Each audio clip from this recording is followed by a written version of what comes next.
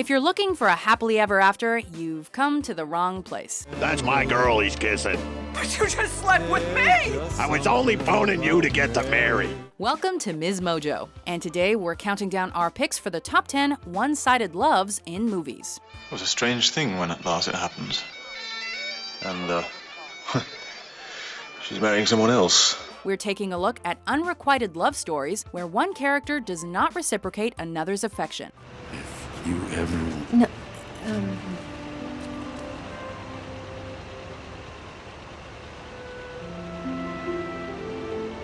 Take care of yourself, Harry. Keep in mind, we'll be talking about whether or not certain characters end up together, so spoilers most definitely lie ahead. Mary Swanson. Yeah, she comes in here all the time. What's that supposed to mean? Number 10, Robbie Weaver and Jessica Riley, Crazy Stupid Love. I love you, Jessica. I am actually begging you to stop it. Some boys first develop crushes on the playground. Other boys, like Robbie, have more refined tastes and bark up their teenage babysitter's tree. Behold, Jessica Riley, you are my soulmate, the love of my life. I have marked myself with a scarlet J. For you, Jessica. What Robbie doesn't realize is that Jessica is secretly in love with his newly single father, Cal, who eventually wishes to get back together with his estranged wife, Emily. And she still loves him. He's not gonna give up on my mom, just like I'm not gonna stop sending Jessica text messages that make her feel uncomfortable. It's a linked chain of unrequited loves that hilariously comes full circle by the end of this heartwarming story. Love truly is a crazy, stupid phenomenon, but at least Jessica gives Robbie something to always remember her by. Can you... Fine? Take care, Robbie. Number 9, Everybody and Mary. There's Something About Mary. Is that a hair gel? Smart, funny, kind, and played by Cameron Diaz, there is plenty about Mary that attracts men to her. You mind giving me some pointers here? Yeah, sure. Don't talk in someone's backswing. Some of Mary's suitors are decent guys, like NFL quarterback Brett Favre. Hi, Mary. Brett? The majority, however, are creepy stalkers who spy on her, change their identities to get closer to her, and even attempt to murder the competition. So when you say, killer, you mean He's a murderer. Yeah. like an actual convicted murderer? He killed people. I know, it's crazy. Men break out in hives just thinking about her shoes. You got that nervous hive thing again? Yeah, I do, Ted. In the end, though, it's the one who's willing to let Mary go that wins her heart. She still probably would have been better off with Brett Favre, though. What the hell is Brett Favre doing here? I'm in town to play the Dolphins, you dumbass. Number 8, Jacob Black and Bella Swan, the Twilight franchise. Hi, I'm Jacob. Yeah. We used to make mud pies when we were little. Right, no, I remember. Even if you're on Team Edward, chances are you still hate the way Bella jerks poor Jacob around. Bella.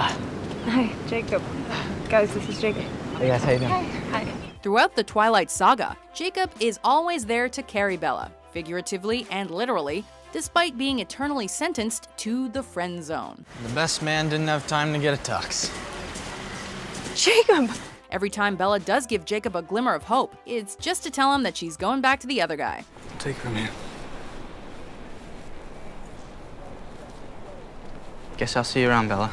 We know that you're unconditionally, irrevocably, and inexplicably in love with the girl, but Jacob, maybe you should take a hint. Hey, who's the Gren, Jacob? We're just going for a ride. Chase after someone else, and not Bella's CGI vampire baby. All right, that's enough experimenting for one day. Number 7, Knives Chau and Scott Pilgrim, Scott Pilgrim versus the world. Her name's Knives Chau. She's Chinese. Scott and Knives might have been in perfect sync while playing Ninja Revolution, but that doesn't mean they'd go well together off the platform. Nigga ninja. I can never get past that guy.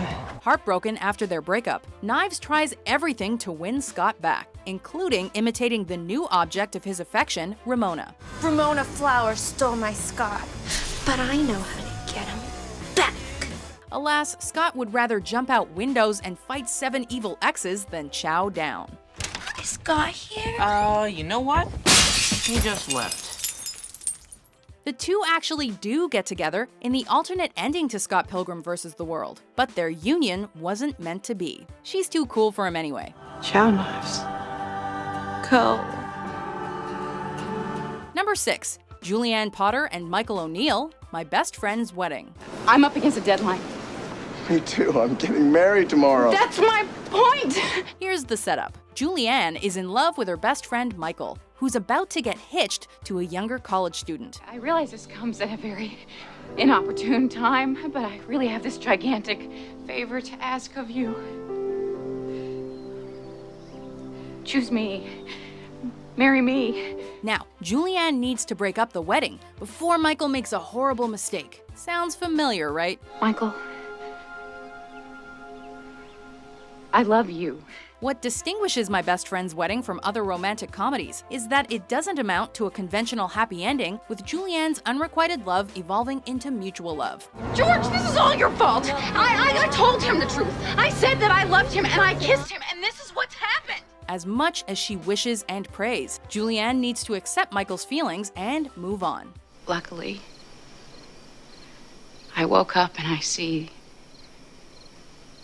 that the world is just as it should be. Besides, George is a better dance partner. Number 5. Lloyd Christmas and Mary Swanson, Dumb and Dumber. Name's Christmas. Lloyd Christmas. I'm Mary Swanson.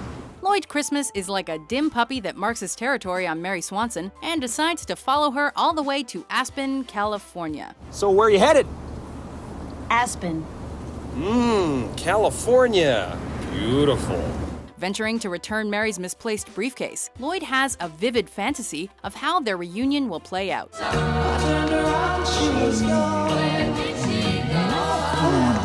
Things go south up north, though, when he finds Mary with Harry, and she bluntly tells Lloyd his odds. I'd say more like 1 out of a million. Just remember, all you hopeless romantics, even if your odds are 1 out of a million, there's technically a chance. So you're telling me there's a chance? In this case, however, Merry Christmas ain't happening. Yeah! Number 4. Éowyn and Aragorn, the Lord of the Rings franchise. It's the beards. Unrequited love and love triangles typically go hand in hand. What works about the complicated relationship between Aragorn, Éowyn, and Arwen in the Lord of the Rings trilogy is that it never feels cheap. Lord Aragorn, where is he?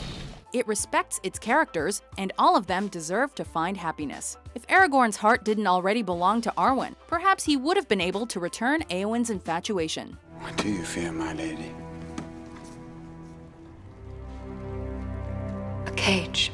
His rejection may sting Éowyn like a Morgul blade, but it does influence her to take control of her life, take charge in battle, and find love with another. You do not command the others to stay.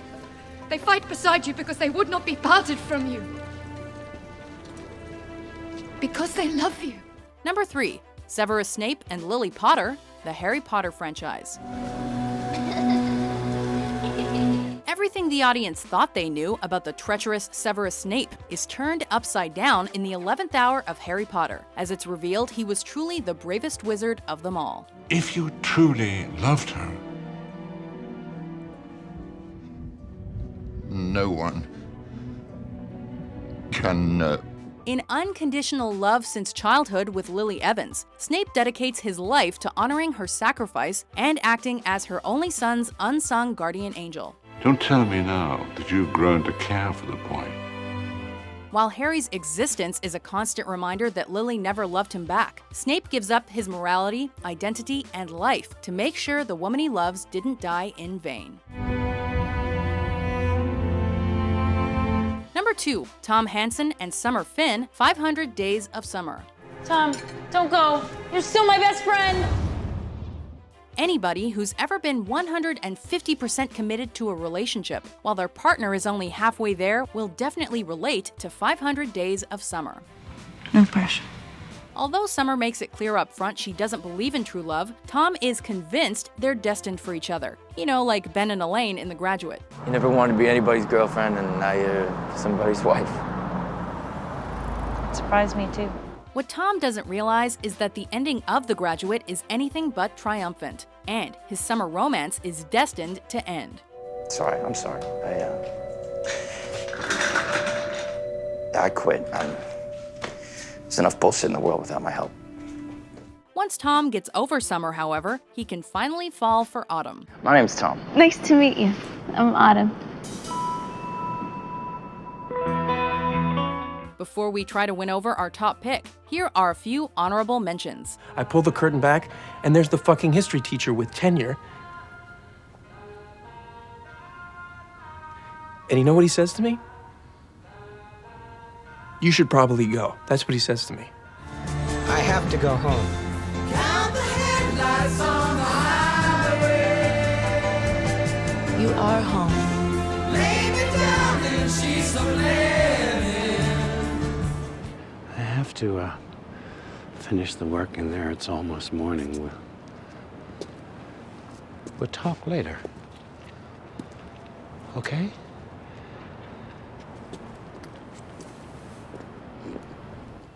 You never talk to me. You always talk to Peter. You don't like me. I hope you enjoy your time together!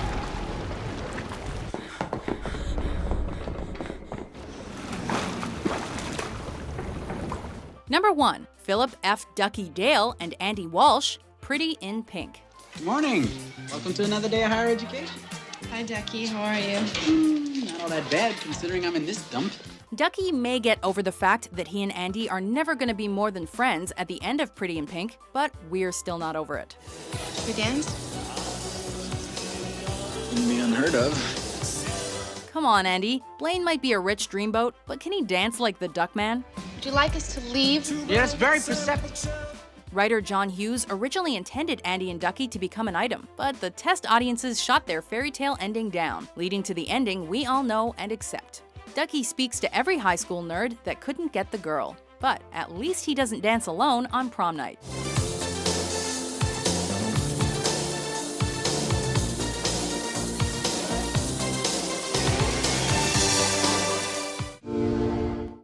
Do you agree with our list? And I really don't care. Which one-sided love stories do you single folks identify with? Beautiful, smart, and funny, and nice. What? For more entertaining top 10s published every day, be sure to subscribe to MsMojo.